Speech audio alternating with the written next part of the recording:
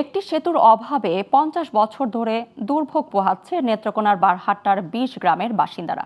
এই উপজেলার আসমা ইউনিয়নের গোড়ল ও ছয়গাঁও গ্রামের মাঝ দিয়ে বয়ে গেছে কাউনাই নদী। অবশেষে ২০২৪ সালে সেতু নির্মাণ শুরু হলেও প্রায় ১ বছর ধরে বন্ধ পুরো প্রকল্পের কাজ। এতে হতাশ আশপাশের হাজারো মানুষ। নেত্রকোনা থেকে রাজীব সরকারের তথ্যচিত্রে ডেস্ক রিপোর্ট। স্বাধীনতার ৫ দশক পর নেত্রকোনার বারহাট্টা উপজেলার কাউনাই নদীর উপর সেতু নির্মাণের উদ্যোগ নেওয়া হয়। ২৪শে ডিসেম্বরে ৪ কোটি ৩০ লাখ টাকা ব্যয়ে স্থানীয় সরকার প্রকৌশল অধিদপ্তর এইচজিডির তত্ত্বাবধানে নির্মাণ কাজ শুরু করে এই ঠিকাদারি প্রতিষ্ঠান।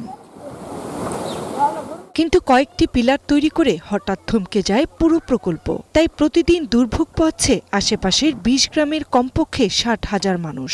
বর্ষা মৌসুমে এই দুর্ভোগ আরো বাড়ে। এখন যে কন্ডিশনে আছে এভাবে আমরা চলাফেরা করি, বর্ষাকাল আসলে এই দিক দিয়ে চলাফেরার কোনো সুযোগ সুবিধা থাকে না। একটা ব্রিজ দিছি কার্যকারী করতে পারলাম না, এটা আমরা যদি হয়ে যেত তাহলে কাজটা তাড়াতাড়ি হলে আমরা ভারতে পারলাম, সুবিধা হলো। স্থানীয়দের আশা সেতুটি নির্মাণ হলে বদলে যাবে পুরো এলাকার যোগাযোগ ব্যবস্থা। কৃষি পণ্য সহজে বাজারজাত করা যাবে, শিক্ষার্থীদের যাতায়াত হবে নিরাপদ, আর জরুরি চিকিৎসা সেবাও পৌঁছে যাবে দ্রুত। তাই শিগগির কাজ শেষ করার দাবি তাদের। সব দিনই একজন না একজনে পার করে দিতে হয়। যদি ব্রিজটা থাকতো তাহলে হয়তো আমরা অটো দিয়ে যাওয়া আসা করতে পারতাম। এই ব্রিজটা বিগত অনেকদিন ধরে ফালায় রাখছে, হয়তো ঠিকাদারের অনিয়ম বা কোনো কারণবশত হইতেছে না।